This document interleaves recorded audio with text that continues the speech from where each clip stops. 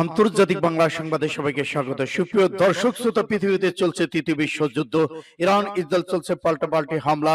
Lebanon যুদ্ধবিরতিতে আবার যুদ্ধে নেমেছে ইসরায়েল এবং আমেরিকা। ইতিমধ্যেই সিরিয়ার 1/3 দখলে নিয়ে সেখানে সরকার গঠন করছে যুক্তরাষ্ট্র এবং আমেরিকা 50 জন অসহীয় নিয়ে। সুপ্রিয় দর্শক শ্রোতা, এই মুহূর্তে জানিয়ে দিব ইসরায়েল আমেরিকা যুদ্ধবিরতি দিয়েছে এবং দেশের সর্বশেষ গুরুত্বপূর্ণ আন্তর্জাতিক আপডেট সংবাদ। শুরুতেই থাকছে সংবাদ শিরোনাম, এরপরে জানাবো বিস্তারিত। ট্রাম্পের পরিকল্পনার বিরুদ্ধে জার্মানি অবস্থান, গাজার যুদ্ধবিরতির পর ইয়েমেনিদের উল্লাস। আরো জানিয়ে দিব কলকাতার নারী চিকিৎসক ধর্ষণ খুনের মামলায় অভিযুক্তকে আমৃত্যু কারাদণ্ড। গাজার যুদ্ধবিরতি, নেতানিয়াহু সরকার ভেঙে দেওয়ার হুমকি অর্থমন্ত্রীর। গণহত্যা ঠেকাতে ব্যর্থতার অভিযোগ নিয়ে বিদায় নিলেন বাইডেন। আরো জানিয়ে দিব রাশিয়ার সহযোগিতায় ইরানে নির্মিত হবে আরেকটি বৃহত্তর পরমাণু বিদ্যুৎ কেন্দ্র। এবার বাইবেলে হাত না রেখে শপথ নিলেন ডোনাল্ড ট্রাম্প। বিতর্ক। 3 জিম্মির বিনিময়ে 90 জন ফিলিস্তিনকে মুক্তি দিল ইসরায়েল। এবং সর্বশেষে জানিয়ে দেব ইসরায়েলের আপিল খারিজ, নেতানিয়াহুকে গ্রেফতারের নির্দেশ। এতক্ষণ শুনছিলেন সংবাদ শিরোনাম, এখন বিস্তারিত। তবে অনুরোধ থাকবে এই ভিডিওটিতে একটি লাইক দিন এবং কমেন্টস করে জানিয়ে দিন আপনি কোন জেলা থেকে বা কোথা থেকে আমাদের সাথে যুক্ত রয়েছেন। ইসরায়েল, ফিলিস্তিন, লেবানন, ইরান যুদ্ধের সর্বশেষ গুরুত্বপূর্ণ আন্তর্জাতিক আপডেট বাংলা সংবাদ হাতে পেতে চ্যানেলটি সাবস্ক্রাইব করে আমাদের সঙ্গে থাকুন। ধন্যবাদ। ট্রাম্পের পরিকল্পনার বিরুদ্ধে জার্মানি অবস্থান, গাজার যুদ্ধবিরতির পর ইয়েমেনিদের উল্লাস। নাইজেরিয়ার পররাষ্ট্র মন্ত্রণালয় ঘোষণা করেছে যে দেশটির ব্রিক্সের অংশীদার হিসেবে তার মর্যাদার সুযোগ ব্যবহার করে উন্নয়ন লক্ষ্যে সংগতিপূর্ণ কৌশলগত অংশীদারিত্ব এগিয়ে নেবে এবং গ্রুপের সদস্য সেগুলো সহযোগিতা জোরদার করবে। ইরানের প্রতি ফিলিস্তিন প্রতিরোধ সংগঠন হামাসের প্রশংসা। গাজায় যুদ্ধবিরতি বাস্তবায়নের খবরে ইয়েমেনের জনগণের আনন্দ মিছিল। ইরানি সশস্ত্র বাহিনীর প্রধানের পাকিস্তান সফর, ন্যাটোর সামরিক ব্যয় বৃদ্ধি, ট্রাম্পের পরিকল্পনার বিরুদ্ধে জার্মানির বিরোধিতা, ট্রাম্পের শপথ গ্রহণের প্রাক্কালে ওয়াশিংটনে বিক্ষোভ এবং ইরানের নতুন ক্ষেপণাস্ত্র সম্পর্কে ইউরোপীয় মিডিয়ার বিস্ময়। ইরান এবং বিশ্বের সবচেয়ে খবর নিয়ে পাস্টুরের আজকে সংক্ষিপ্ত বিশ্ব সংবাদ সাজানো হয়েছে। ইরানের নতুন ক্ষেপণাস্ত্র দেখে ইউরোপীয় মিডিয়া বিস্মিত।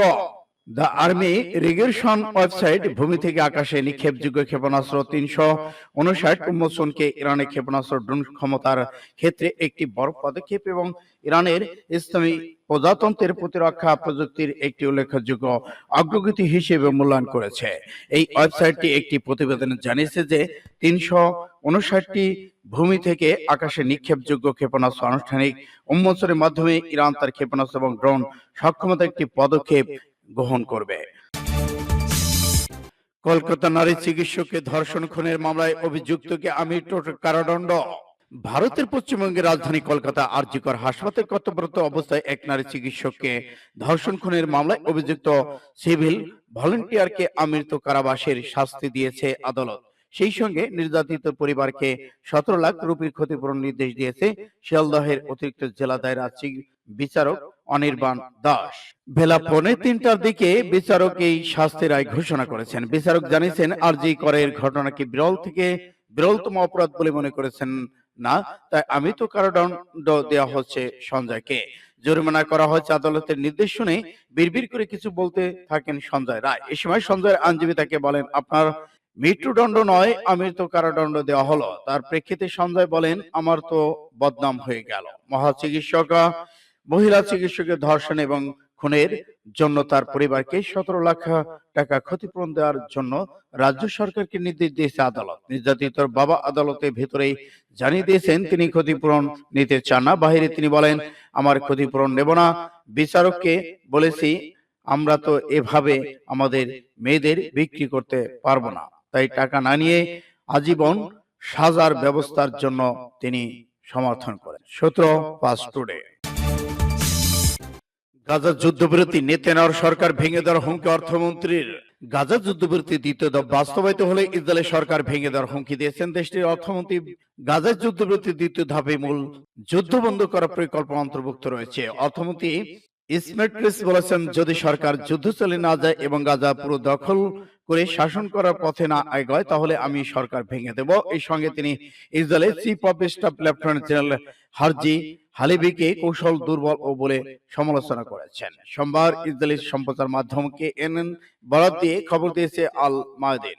ইসরায়েল রাষ্ট্রত রেডিও স্টেশন কেএনএন বিতর্কিত এক সাক্ষাৎকারে তিনি বলেছেন, বন্দি বিনিময় প্রস্তাবিত চুক্তির তীব্র সমালোচনা করেন। তিনি বলেন, যুদ্ধবিরতির সবচেয়ে বড় কৌশলগত ক্ষতি হলো এই বার্তা যে ইসরায়েলিদের অপহরণ করেও ইসরায়েলকে নত করা যায়।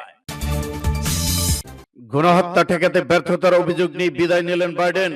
বয়সের কারণে নির্বাচনের প্রার্থিতা থেকে সরে দাঁড়াতে হয়েছিল জো বাইডেনকে। তার প্রশাসন ভাইস প্রেসিডেন্ট কমলা হ্যারিসকে করা হয় প্রার্থী। প্রতিদ্বন্দ্বী ডোনাল্ড ট্রাম্প বিজয়ী হন বড় ব্যবধানে। বাইডেনের প্রেসিডেন্ট মেয়াদে শুরু হয় গাজা যুদ্ধ, যা প্রাণ কেড়ে নেয় 46,000-এর বেশি মানুষের। আহত হন 1,10,000-এর বেশি মানুষ।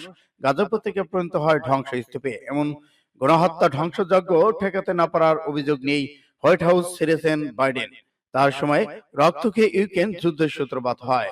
মেয়াদের শেষ দিকে বাইডেনের জনপ্রিয়তা তলানিতে গিয়ে ঠেকে। ইসরায়েল অস্ত্র, অর্থ সহযোগিতা দেয়া এবং যুদ্ধ থামাতে ব্যর্থ হয়। বিশ্বজুড়ে তার সমালোচনা শুরু হয়। নিজ দেশ আরব মার্কিনদের কাছে তিনি অজনপ্রিয় হয়ে ওঠেন। জনপ্রিয়তা হারায় তার দল ডেমোক্রেট পার্টি। এর প্রতি দেখা গেছে কমলা হ্যারিসের হারের মধ্য দিয়ে যুক্তরাষ্ট্রের দোদুল্যমান অঙ্গরাজ্যগুলো বড় জয় পান রিপাবলিকান পার্টির ডোনাল্ড ট্রাম্প। ঐতিহ্যভাবে ডেমোক্রেটিক পার্টির ভোটার মুসলিম ও আরব মার্কিনরা এবার সমর্থন করেন ট্রাম্পকে। এসব কিছুর পেছনে গাজায় নজিরবিহীন নৃশংসতাকে দায়ী করেছেন বিশেষজ্ঞরা।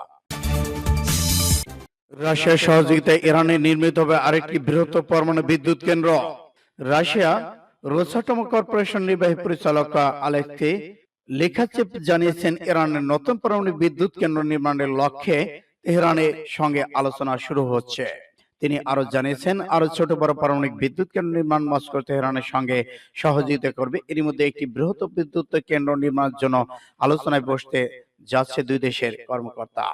পাস টুডে জানিয়েছে, রুশীয় কোম্পানি রোসাটমের নির্বাহী পরিচালক আর বলেছেন, নতুন পারমাণবিক বিদ্যুৎ কেন্দ্র নির্মাণ সম্পর্কিত সমঝোতা চুক্তির খুঁটিনাটি ইরান কর্তৃপক্ষের কাছে পাঠানো হয়েছে। ইরান একটি নতুন পরমাণু বিদ্যুৎ কেন্দ্র নির্মাণ বিষয়ে আলোচনা শুরুর খবর এমন সময় এলো যখন শত্রু ক্রেমলিন ইরানের প্রেসিডেন্ট মাসুদ পেজেশকিয়ান ও রাশিয়ার প্রেসিডেন্ট ভ্লাদিমির পুতিন দ্বিপক্ষীয় কৌশল চুক্তি সই করেছেন। এটি একটি ব্যাপক ভিত্তিক কৌশল চুক্তি। এর ফলে নানা ক্ষেত্রে সহযোগিতা জোরদার হবে।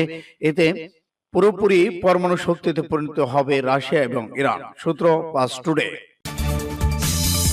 বাইবেলে হাত না রেখেই শপথ নিলেন ট্রাম্প, বিতর্ক। যুক্তরাষ্ট্রের 47তম প্রেসিডেন্ট হিসেবে সোমবার শপথ নিয়েছেন ডোনাল্ড ট্রাম্প। তার শপথ অনুষ্ঠান ঘিরে বিতর্ক সৃষ্টি হয়েছে, কারণ ঐতিহ্য অনুযায়ী বাইবেলে হাত রেখে শপথ নেওয়ার বদলে ট্রাম্প কেবল ডান হাত উঁচু করেই শপথ নিয়েছেন। শপথ অনুষ্ঠানে দুটি বাইবেল আনা হয়েছিল। একটি সাবেক প্রেসিডেন্ট আব্রাহাম লিঙ্কনের 1861 সালে শপথ অনুষ্ঠানে ব্যবহৃত বাইবেল এবং অন্যটি ট্রাম্পের মা মেরি অ্যান ট্রাম্পের দেওয়া একটি পারিবারিক বাইবেল। প্রথা অনুযায়ী এগুলো উপর হাত রেখে ট্রাম্পকে শপথ নেওয়ার কথা ছিল। তবে শপথ পাঠের সময় ট্রাম্পের স্ত্রী মেলানিয়া বাইবেলগুলো হাতে ধরে পাশে দাঁড়ালেন ও ট্রাম্প এগুলো উপর হাত রাখেননি।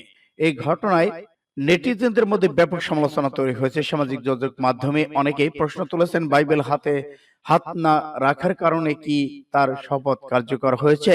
বিষয়টি এতটাই আলোচিত হয়েছে যে শপথ গ্রহণের পরপরই এটি গুগলে সবচেয়ে বেশি অনুসন্ধান করা বিষয়ের তালিকায় উঠে এসেছে। 3 জিম্মির বিনিময়ে 90 ফিলিস্তিনকে মুক্তি দিল ইসরায়েল। ফিলিস্তিনি গাজা উপত্যকার যুদ্ধবিরতি হামাস ইসরায়েলের মধ্যে চলমান যুদ্ধবিরতি চুক্তি রোববার থেকে কার্যকর হয়েছে। এর ফলে দীর্ঘ 15 মাসের বেশি সময় ধরে চলা যুদ্ধের অবসান হয়েছে। চুক্তির আওতায় প্রথম দিনে ইসরায়েলি 3 নারী বন্দীকে মুক্তি দিয়েছে ফিলিস্তিনের স্বাধীনতাকামী সশস্ত্র সংগঠন হামাস। বিনিময়ে কারাগার থেকে 90 ফিলিস্তিনকে মুক্তি দিয়েছে ইসরায়েল। কারাগার থেকে মুক্তিপ্রাপ্ত সবাই নারী ও শিশু। আজ সোমবার এ তথ্য জানিয়েছে সংবাদ মাধ্যম বিবিসি ও আল জাজিরা। স্থানীয় সময় গতকাল বেলা 11টা অবরুদ্ধ গাজা যুদ্ধবিরতি কার্যকর হয়। ইসরায়েল হামাসের মধ্যে এই চুক্তি মধ্যস্থতা করেছে যুক্তরাষ্ট্র, মিশর এবং কাতার। রোববার যুদ্ধবিরতি শুরু হওয়ার কয়েক ঘন্টা পরে হামাসের রেড ক্রসের কাছে 3টি ইসরায়েলি বন্দীকে তুলে ধরেছেন। পরে তাদের ইসরায়েলি সেনাবাহিনীর কাছে হস্তান্তর করা হয়। হামাস বলছে গাজা থেকে প্রতিজন বন্দির মুক্তির বিনিময়ে ইসরায়েলি কারাগার থেকে ৩০ জন ফিলিস্তিনিকে মুক্তি দেওয়া হবে। সূত্র ফাস্ট টুডে। ইসরায়েলের আপিল খারিজ, নেতানিয়াহুকে গ্রেপ্তারের নির্দেশ। ইসরায়েলের প্রধানমন্ত্রী বেঞ্জামিন নেতানিয়াহুর বিরুদ্ধে গ্রেপ্তারি পরোয়ানা জারি করেছে আন্তর্জাতিক অপরাধ আদালত আইসিসি। এছাড়া গতকাল ইসরায়েলের সাবেক প্রতিরক্ষা মন্ত্রী এবং গ্যালান্টের বিরুদ্ধে গ্রেপ্তারি পরোয়ানা জারি করেছে হেগের এই আদালত, কিন্তু ওই সময় আদেশটি স্থগিত হয়ে যায়। এক বিবৃতিতে আদালত জানিয়েছে, গত মে মাসে গ্রেপ্তারি পরোয়ানার বিরুদ্ধে চ্যালেঞ্জ করে আপিল করে ইসরায়েল। দীর্ঘ শুনানি শেষে আদালতে ইসরায়েল আপিল খারিজ হয়ে যায়। এখন গ্রেপ্তারি পরোয়ানা জারি হয়েছে। গাজায় মানবতা বিরোধী যুদ্ধ অপরাধের করার অভিযোগে এই দুইজনের বিরুদ্ধে পরোয়ানা জারি করা হয়েছে বলে জানিয়েছে আইসিসি। বিবৃতিতে আদালত বলেছে, 2023 সালে 8ই অক্টোবর থেকে 2024 সালে 20 মে পর্যন্ত মানবতা বিরোধী যুদ্ধ অপরাধ করার বেঞ্জামিন নেতানিয়াহু এবং গ্যালান্টের বিরুদ্ধে গ্রেপ্তারি পরোয়ানা জারি করা হয়েছে এবং যুক্তরাষ্ট্র এতে স্বাক্ষরিত হয়েছে। এবং গ্রেপ্তারি পরোয়ানা জারির সাথে সাথে নেতানিয়াহু গ্যালান্ট ইচ্ছাকৃতভাবে জেনে শুনে গাজা বেসামরিক মানুষকে হত্যা করতে শুরু করে। এটি রীতিমতো যুদ্ধ অপরাধ, যার কারণে পরবর্তীতে যুক্তরাষ্ট্র গ্রেপ্তারি পরোয়ানার পক্ষে রায় দিয়েছে। সূত্র ফাস্ট টুডে।